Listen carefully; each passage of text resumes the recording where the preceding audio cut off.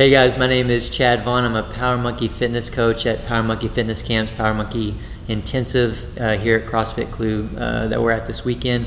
What I want to touch on today is something that's seemingly a simple recommendation, but maybe kind of a cliche as well. But I want you to understand when it comes to Olympic lifting, really when it comes to anything, but if we're specifically talking about you improving your Olympic lifts for whatever purpose that you have to make it a priority. And again, it seems like, okay, yeah, that's obvious. Well, maybe it's not, because there's not enough people out there really making it enough of a priority to really make the changes that they want to make. And how do you make it a priority? Understand that you want to make it a priority, but not in an excessive fashion. So what you can do is just kind of keep it simple. If you think about what do you most need to work on, and what most people need to work on is mobility. That's really the first thing. And I always assess mobility with the squat first. To me, the squat is the most important part of the lift. And so when you think about the squat and what you need to do to improve your squat, to improve the bottom position of your squat, which is going to improve your receiving position and your overall effectiveness in the lifts, what I want you guys to do first of all is go get an assessment. Go get a mobility assessment. There are plenty of great professionals in the community, physical therapists or coaches that really know what they're doing. They can give you an assessment. One way or another, you can figure out where you're most limited. You don't have to figure out all 5 or 10 parts of your body that you're struggling with. That's good to know. But if you can zero those in, if you can pick a couple things to focus on, to emphasize, to prioritize that mobility, and if you can work on that, right? The way that you can work on that in kind of a simple way that will add up over a short period of time, but a long period of time as well, is one thing that we do here at Power Monkey Intensive and Power Monkey Fitness Camps, is that I will teach people a squat warm-up sequence.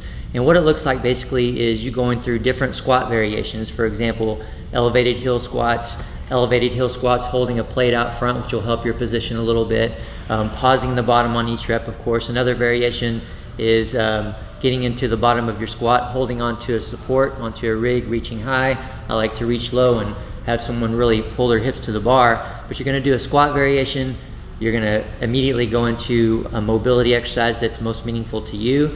You're going to do another squat. You're going to do your second mobility piece that's most meaningful to you, another squat, and then back to mobility 1, another squat, back to mobility 2, and then another squat. And so guys, it's just a simple recommendation. One thing that I'm telling you that you can do on a daily basis as part of your general warm-up to start to head in the right direction. And again, making sure that you're emphasizing that and doing that on a continual basis.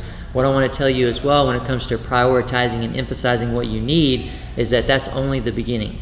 That's the beginning. That's where you start. You get that into your routine. You get comfortable with that so you don't overwhelm yourself. And then you start to add other pieces in as you can. For example, if you're working on mobility, ankle mobility, or let's say hamstring mobility, and you're doing that within the warm-up sequence, eventually I want you to add some hamstring smashing at the end of your workout. So just a couple recommendations and ways to add stuff in over a long period of time after you get comfortable. But let's start with that squat warm-up sequence like I recommended.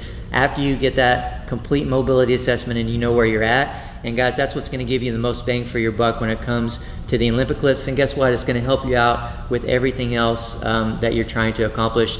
If you're in the CrossFit community, if you're a CrossFitter, if you're a weightlifter, just a sport-specific weightlifter, obviously that'll help you as well. So that's what I got for you guys today. If you have any questions for me, you can reach out to me, send me a message on Facebook, on Instagram, at OllieChad. You can see a lot of our mobility drills and weightlifting exercises on PowerMonkeyFitness.com as well. So take care, guys.